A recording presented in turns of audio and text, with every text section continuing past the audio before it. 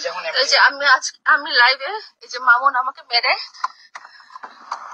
আমাকে মেরে কি করছে। 12ই ডিসেম্বর 2023 সালের এই লাইভটি যারা যারা দেখেছেন, সারা দুনিয়া জুড়ে যারা যারা দেখেছেন, তারা না কান্না করে থাকতে পারেন নাই। এটাই কিন্তু প্রথম ছিল না, এর আগেও 3বার আমি এরকম ডোমেস্টিক ভায়োলেন্সের শিকার হয়েছিলাম একই ব্যক্তি দ্বারা।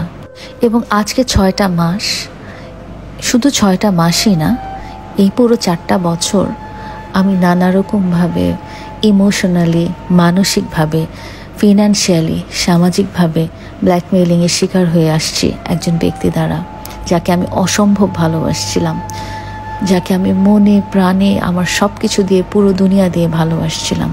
সেই মানুষটাই আমার উপর কি করেছিল, যেটা দেখে সারা দুনিয়ার মানুষ নিজের কান্না থামিয়ে রাখতে পারেনি।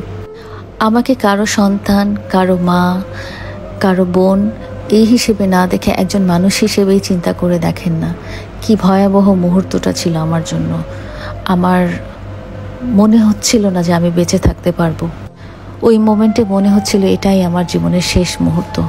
এত ভয়াবহ অভিজ্ঞতা দিয়ে আর কেউ গেছেন কি না আমার জানা নাই, কিন্তু আমি গিয়েছিলাম।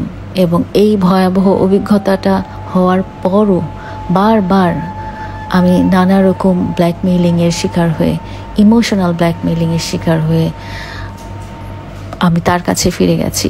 অনেক ভালোবাসা নিয়ে ফিরে গেছি, একটা আশা নিয়ে ফিরে গেছি যে সে হয়তো সঠিক পথে কোনো দিন আসবে। ধরনের মানুষরূপী পশুর দ্বারা, যিনি আমার খুব কাছের একজন মানুষ, আমার নিজের খুব ভালোবাসার একজন মানুষ, তাকে দ্বারা বারবার ফিজিক্যাল অ্যাসল্ট আমি হতে পেরেছি, কারণ কেউ তার এগেনস্টে একটা মুখ খুলেনি এবং কেউ তাকে এই শিক্ষাটা দেয়নি যে এটা ঠিক না, এই কাজটা ভালো না।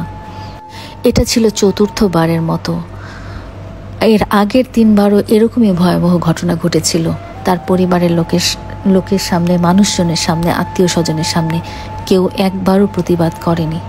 কেউ যদি একবার মুখ খুলতো, কেউ যদি একবার তাকে বুঝাতো, তাহলে ও হয়তো শুধরে যেত বা ও হয়তো বুঝতো। কিন্তু কিছু না বলার কারণে, তার অভিভাবকদের না বলার কারণে এই ঘটনা বারবার ঘটিয়েছে সে আমার সাথে।